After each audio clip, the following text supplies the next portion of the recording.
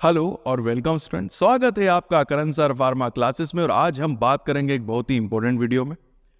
Thumbnail से आप समझ गए होंगे कि आज हम डिस्कशन करने वाले हैं SN1 और SN2 रिएक्शन के बारे में कि ये रिएक्शन क्या होती है। थोड़ा इसके इंट्रोडक्शन के ऊपर बात करेंगे, क्योंकि अगर आपने इंट्रोडक्शन नहीं समझा तो आप SN1 SN2 को सिस्टमेटिक वे में नहीं समझ पाएंगे। देखिए, SN1 का फुल फॉर्म होता है न्यूक्लियोफिलिक सब्स्टिट्यूशन रिएक्शन। तो हम एक एक चीज को पहले सिस्टमेटिक समझेंगे। न्यूक्लियोफाइल क्या होता है, सब्स्टिट्यूशन रिएक्शन क्या होती है और न्यूक्लियोफिलिक सब्स्टिट्यूशन रिएक्शन क्या होती है, इसको पहले हमको समझना होगा। और उसके बाद फिर हम SN1 और SN2 रिएक्शन के ऊपर बात करेंगे।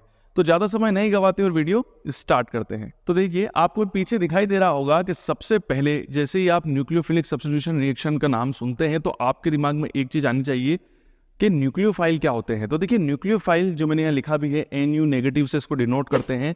न्यूक्लियोफाइल एक ऐसी स्पीशीज होती है जो कि इलेक्ट्रॉन रिच होती है और न्यूक्लियस लवर होती है। जी हाँ, ये इलेक्ट्रॉन रिच होती है, मतलब इनके पास इलेक्ट्रॉन होते हैं, मतलब बेसिकली इनके पास इलेक्ट्रॉन्स के लोन पेयर्स होते हैं। और ये न्यूक्लियस लवर होती है। न्यूक्लियस लवर क्यों होती है? क्योंकि न्यूक्लियस के अंदर होता है प्रोटॉन और न्यूट्रॉन, और प्रोटॉन के पास होता है पॉजिटिव चार्ज। तो जो न्यूक्लियोफाइल होते हैं बेसिकली वो पॉजिटिव चार्ज को अट्रैक्ट करते हैं, या अट्रैक्ट होते हैं पॉजिटिव चार्ज से जाके जुड़ते हैं या उनके ऊपर अटैक करते हैं, इसलिए वो न्यूक्लियस लवर होते हैं। तो वो सबसे ज्यादा न्यूक्लियस के ऊपर अटैक करते हैं। साथ ही साथ ये किसके ऊपर अटैक करेंगे? न्यूक्लियस के ऊपर अटैक तो करेंगे ही करेंगे जो कि पॉजिटिवली चार्ज होंगे। साथ ही साथ ये उन स्पीशीज के साथ अटैक करते हैं या उनके साथ जुड़ते हैं जो कि इलेक्ट्रॉन डिफिशिएंट होती है, मतलब जिनके पास इलेक्ट्रॉन की कमी होती है, ये उनसे जाके जुड़ते हैं। इलेक्ट्रॉन की कमी हो गई, मतलब ये एक अमीर आदमी है। न्यूक्लियोफाइल जो है वो काफी रिच लोग हैं, अमीर हैं, इनके पास एक्स्ट्रा पैसा है और ये गरीबों को दे रहे हैं। मतलब जो हमारा न्यूक्लियोफाइल है, या आप कह सकते हैं कि जो हमारा जो न्यूक्लियस है जो कि पॉजिटिव चार्ज कंपाउंड है, उसके पास इलेक्ट्रॉन डिफिशिएंट है, इलेक्ट्रॉन की कमी है, इसलिए न्यूक्लियोफाइल जो है वो उनसे जाके जुड़ते हैं। जैसे कि मैंने आपको बताया कि जो न्यूक्लियोफाइल होते हैं उनके पास इलेक्ट्रॉन्स के लोन पेयर्स होते हैं। साथ ही साथ यहाँ पर एक और चीज आपको दिख रही होगी कि जितने भी न्यूक्लियोफाइल होते हैं, तो यहाँ पर वो न्यूक्लियोफाइल जो कि काफी वीक होते हैं, मतलब जिनके पास थोड़े से कम इलेक्ट्रॉन होते हैं, मतलब वो है तो न्यूक्लियोफाइल बट वो थोड़े से वीक है। वो अपने ऊपर नेगेटिव चार्ज को नहीं रखते हैं, मतलब उनके ऊपर नेगेटिव चार्ज नहीं लगा हुआ होता है, और ये बेसिकली SN1 रिएक्शन में जाते हैं। ठीक है, मतलब SN1 रिएक्शन के अंदर ये शो होते हैं।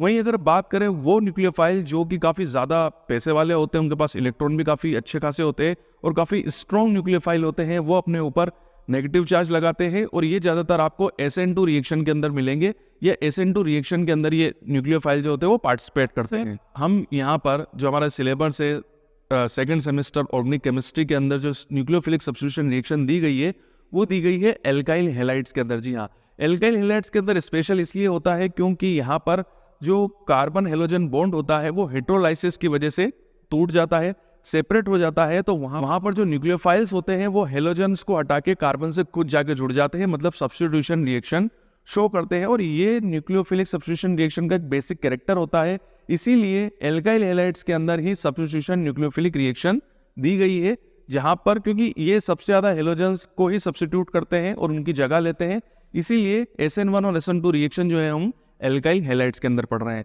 तो यहाँ पर आपको क्लियर हो गया होगा कि न्यूक्लियोफाइल क्या होते हैं।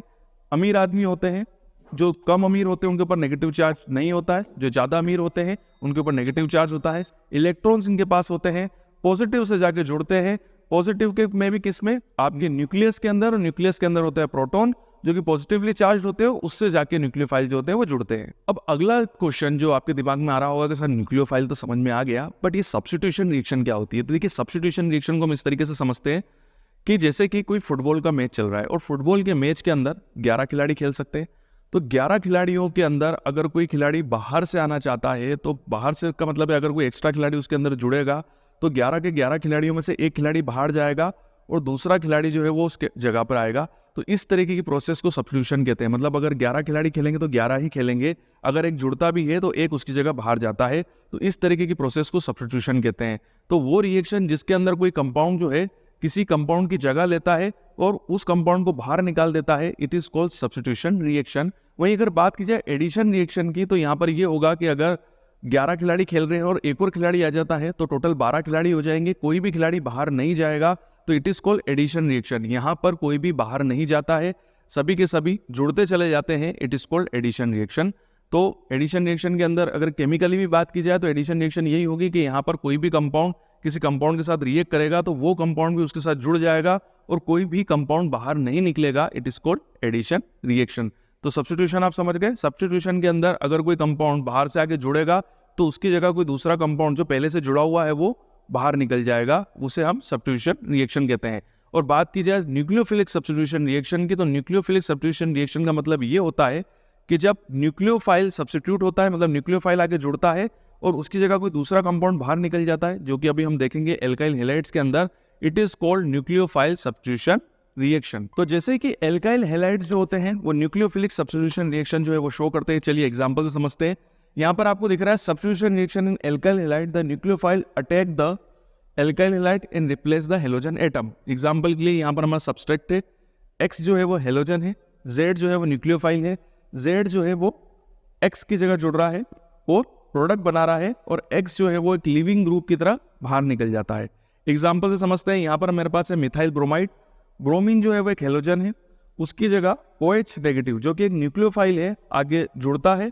तो यहाँ पर देखिए CH3OH मिथाइल एल्कोहल बनता है और लिविंग ग्रुप क्या है आपका ब्रोमीन, जिसके ऊपर नेगेटिव चार्ज आ गया है, मतलब ये एक तरीके का न्यूक्लियोफाइल हो गया है। ठीक हो गई बात। यहाँ पर एक्स न्यूक्लियोफाइल है तो ब्रोमीन भी एक तरीके का न्यूक्लियोफाइल ही है, उसके ऊपर भी नेगेटिव चार्ज है और लोन पेयर है। किसकी प्रेजेंस में हो रहा है? KOH और H2O की प्रेजेंस में हो रहा है। तो इस तरीके से ये न्यूक्लियोफाइल सब्स्टिट्यूशन रिएक्शन होती है। तो यहाँ पर मैंने आपको बिल्कुल बेसिक समझाया है कि न्यूक्लियोफाइल क्या होता है, सब्स्टिट्यूशन रिएक्शन क्या होती है, और एग्जाम्पल के थ्रू। चलिए हम आगे कंटिन्यू करते हैं और अब हम स्टार्ट करते हैं SN1 और SN2 रिएक्शन को, और उसको हम सिस्टमेटिक वे में समझेंगे, एक एक पार्ट को समझेंगे, जिससे कि आपको SN1 और SN2 रिएक्शन जो है बहुत ही सिस्टमेटिक और इजी वे में समझ में आएगी। तो चलिए अब हम बात करते हैं न्यूक्लियोफिलिक सब्स्टिट्यूशन रिएक्शन की काइनेटिक्स के बारे में। देखिए आपके दिमाग में क्वेश्चन हो रहा होगा कि सर काइनेटिक्स एकदम से बीच में कैसे आ गई। देखिए इसको समझना बहुत ज्यादा जरूरी है, क्योंकि जो न्यूक्लियोफिलिक सब्स्टिट्यूशन रिएक्शन है जिसके दो टाइप हम पढ़ रहे हैं और आगे हम कंटिन्यू करेंगे, SN1 रिएक्शन और SN2 रिएक्शन, ये बेसिकली काइनेटिक्स से ही रिलेट करते हैं। जी हाँ, रिएक्शन के काइनेटिक के बेसिस पे ही न्यूक्लियोफिलिक सब्स्टिट्यूशन रिएक्शन को दो पार्ट में डिवाइड किया गया है, SN1 और SN2। इसीलिए हमको अगर ये समझना है कि SN1 जो रिएक्शन होती है वो क्या होती है या SN2 रिएक्शन क्या होती है, तो हमको रिएक्शन की काइनेटिक को समझना होगा। इसीलिए पहले हम काइनेटिक्स के ऊपर डिस्कशन करेंगे। तो पहला वर्ड आया है काइनेटिक, और वो भी रिएक्शन की। तो रिएक्शन की काइनेटिक से क्या लेना देना है? देखिए रिएक्शन की काइनेटिक से मतलब ये है कि रिएक्शन जब होती है, एग्जांपल के लिए कोई भी हम केमिकल रिएक्शन ले लेते हैं, मैं दो केमिकल्स को आपस में मिलाता हूं, उन केमिकल्स में जब आपस में रिएक्शन होती है तो या तो रिएक्शन बहुत तेजी से होगी या स्लो होगी। हो सकता है कि उन केमिकल्स के ऊपर मैं और कोई केमिकल ऐड कर लूं, जिससे कि उस केमिकल के इफेक्ट की वजह से रिएक्शन का रेट एकदम से तेज हो जाए और एकदम से हमको प्रोडक्ट मिल जाए, या हो सकता है कि रिएक्शन हो ही ना हो, तो बहुत धीरे धीरे हो। मतलब रिएक्शन में जब दो कंपोनेंट आपस में मिलेंगे तो हो सकता है कि रिएक्शन की रेट बढ़ेगी या कम होगी। तो रिएक्शन की रेट का अध्ययन करना ही रिएक्शन काइनेटिक्स कहलाता है। जब हम रिएक्शन की स्पीड को देखते हैं, उसको क्यों हो रही है, किसकी वजह से हो रही है, उसकी रिएक्शन का मैकेनिज्म क्या है, इन सभी का अध्ययन करना ही रिएक्शन काइनेटिक्स कहलाती है। और इन्हीं के बेसिस पे ही SN1 और SN2 मतलब जो न्यूक्लियोफिलिक सब्स्टिट्यूशन रिएक्शन है उसको दो अलग अलग पार्ट में डिवाइड किया गया है, या उसके दो टाइप है, SN1 और SN2। ज्यादातर ये देखा गया है कि रिएक्शन मैकेनिज्म जो होती है, जो खासकर जो न्यूक्लियोफिलिक सब्स्टिट्यूशन रिएक्शन है जिसकी हम बात कर रहे हैं, ये दो टाइप के काइनेटिक्स को शो करती है। दो तरीके के जो न्यूक्लियोफिलिक सब्स्टिट्यूशन रिएक्शन होती है वो दो तरह की रिएक्शंस को शो करती हैं। ये SN1 कहलाती है और एक SN2 कहलाती है। ये क्यों होता है कि हो तो एक ही रही है, मतलब हो तो चाहे वो SN1 हो या SN2 हो तो न्यूक्लियोफिलिक सब्स्टिट्यूशन ही रहा है ना दोनों तरफ। SN1 में भी न्यूक्लियोफिलिक सब्स्टिट्यूशन हो रहा है, SN2 के अंदर भी न्यूक्लियोफिलिक सब्स्टिट्यूशन हो रहा है, फिर भी ये दोनों अलग अलग रिएक्शन क्यों शो कर रही है? उसका रीजन ये होता है क्योंकि दोनों की जो मैकेनिज्म होती है वो अलग अलग होती है। मतलब SN1 का जो रिएक्शन मैकेनिज्म होता है वो अलग होता है और SN2 का जो रिएक्शन मैकेनिज्म है वो अलग अलग होता है। इसीलिए दोनों रिएक्शन जो है वो अलग अलग काइनेटिक्स को शो करती है, और इन्हीं के बेसिस पे, मतलब इनकी रिएक्शन मैकेनिज्म के बेसिस पे ही SN रिएक्शन जो सब्स्टिट्यूशन रिएक्शन है, हमारी न्यूक्लियोफिलिक सब्स्टिट्यूशन रिएक्शन है, उसको दो अलग अलग तरीके से शो किया गया है, SN1 और SN2। तो चलिए अब हम बारी बारी से SN2 और SN1 की रिएक्शंस को समझते हैं, उनकी काइनेटिक्स को समझते हैं, और ये समझते हैं कि जो न्यूक्लियोफिलिक सब्स्टिट्यूशन रिएक्शन है उनको क्यों, उसके दो टाइप हैं, SN1 और SN2। पहला एग्जांपल जो लिया है वो मैंने लिया है SN2 रिएक्शन का। तो SN2 रिएक्शन में आप देख रहे हैं कि CH3Br OH, जिसमें से OH एक न्यूक्लियोफाइल है और ये मूव कर रहा है Br की तरफ, वो Br यहाँ आ जाता है, तो बन जाता है हमारा एल्कोहल और KBr। ये जो OH था ये यहाँ से आया था, KOH से जो OH था वो यहाँ आया था, और ये फिर आपके CH3 के साथ जुड़ चुका है और Br रिलीज हुआ और Br पोटेशियम के साथ जुड़ के KBr बना रहा है। अब यहाँ पर हम रेट ऑफ रिएक्शन जब देखते हैं तो रेट ऑफ रिएक्शन जो है वो दो सब्सटेंस या दो मॉलिक्यूल के ऊपर डिपेंड करती है, दो कंपोनेंट के ऊपर डिपेंड करती है। एक है हमारा एल्काइल हैलाइड और दूसरा है हमारा न्यूक्लियोफाइल। एल्काइल हैलाइड है CH3Br और हमारा न्यूक्लियोफाइल है OH। तो यहाँ पर ये दोनों कंपोनेंट जो है वो रिएक्शन की रेट को कंट्रोल कर रहे हैं। ठीक हो गई बात? तो it is called second order reaction. जी हाँ, SN2 रिएक्शन जो होती है बेसिकली वो सेकंड ऑर्डर की रिएक्शन होती है और ये दो मॉलिक्यूल के ऊपर डिपेंड करती है या दो कंपोनेंट के ऊपर डिपेंड करती है, CH3Br और OH। या ये भी कह सकते हैं कि सबस्ट्रेट और न्यूक्लियोफाइल। जो एल्काइल हैलाइड है वो सबस्ट्रेट है और हमारा जो न्यूक्लियोफाइल तो है ही फिर OH-। तो यहाँ पर ये दोनों कंपोनेंट्स के ऊपर डिपेंड कर रहा है इसका रेट ऑफ रिएक्शन। तो कहने का मतलब ये कि सर इससे क्या फर्क पड़ता है? हो गई चलो सेकंड ऑर्डर रिएक्शन हो गई, दो सबस्ट्रेट भी हैं, बट इससे फर्क क्या पड़ा? तो फर्क ये पड़ा कि अगर एल्काइल हैलाइड की क्वांटिटी को अगर मैं डबल करूंगा, ठीक है, तो रिएक्शन का जो स्पीड होगी, जो गति होगी, जो रेट होगी वो भी डबल हो जाएगी। अगर मैं न्यूक्लियोफाइल की क्वांटिटी को बढ़ाऊंगा, उसको डबल करूंगा, तो भी वो रिएक्शन की रेट को डबल कर देंगे। बट अगर मैं ऐसा करूं कि एल्काइल हैलाइड को भी डबल कर दूं और न्यूक्लियोफाइल को भी डबल कर दूं, उसकी जो क्वांटिटी है वो डबल कर दूं और ऐड करूं, तो इससे क्या होगा, जो रिएक्शन का रेट है वो 4 गुना हो जाएगा।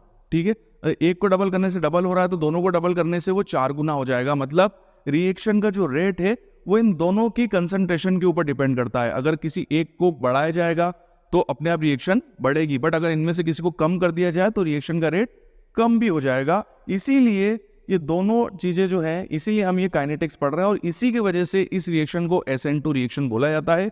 उसका रीजन ये है क्योंकि S for substitution, N for nucleophilic और 2 for by molecular. By molecular क्यों बोला गया? क्योंकि इसमें दो मॉलिक्यूल्स जो है वो रिएक्शन की रेट को कंट्रोल कर रहे हैं, या कह सकते हैं कि न्यूक्लियोफिलिक सब्स्टिट्यूशन जो हो रहा है उस पूरे सब्स्टिट्यूशन को इन दो कंपोनेंट जो है वो कंट्रोल कर रहे हैं। इसीलिए इस रिएक्शन को SN2, जिसमें से 2 का मतलब है बाई मोलिकुलर, और बाई मोलिकुलर कहाँ से आया? यहाँ से आया। तो आप समझ गए कि इस SN2 रिएक्शन को SN2 क्यों बुलाया जाता है? क्योंकि यहाँ पर ये जो इस रिएक्शन के रेट को जो कंट्रोल करते हैं वो दो मॉलिक्यूल होते हैं, एक होता है आपका सबस्ट्रेट और दूसरा होता है आपका न्यूक्लियोफाइल। तो चलिए अब हम SN1 रिएक्शन की काइनेटिक को समझते हैं, साथ ही साथ हम ये भी समझेंगे कि SN1 रिएक्शन को SN1 क्यों बोला जाता है।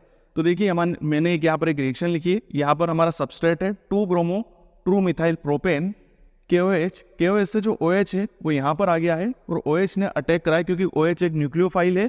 तो न्यूक्लियोफाइल ने कार्बन के ऊपर अटैक किया है। याद रखिएगा कार्बन जो है वो पॉजिटिवली चार्ज रहेगा।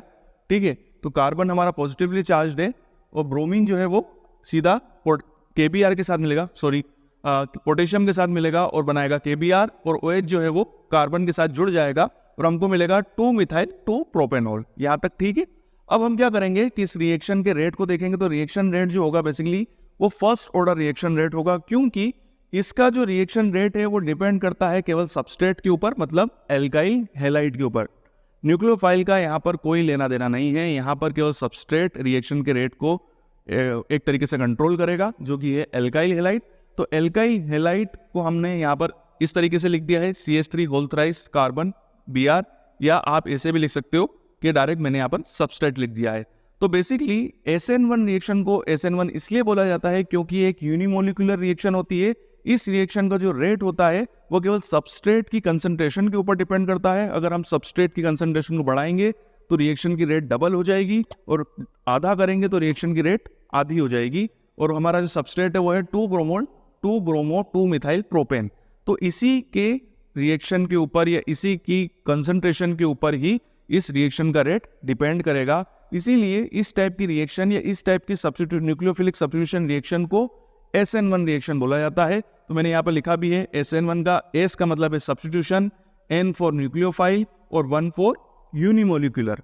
ठीक है, इसीलिए इस रिएक्शन को SN1 रिएक्शन बोला जाता है। तो ये था हमारा इंट्रोडक्शन SN1 और SN2 का, जहां पर हमने प्रॉपर वे में डिस्कस किया कि न्यूक्लियोफाइल क्या होता है, सब्स्टिट्यूशन रिएक्शन क्या होती है, और क्यों SN1 और SN2 जो रिएक्शन का नाम दिए गए हैं न्यूक्लियोफिलिक सब्स्टिट्यूशन रिएक्शन को, वो क्यों दिए गए हैं। मैं आशा करता हूं कि आपको ये सारे कॉन्सेप्ट बहुत ईजी वे में क्लियर हो गए होंगे।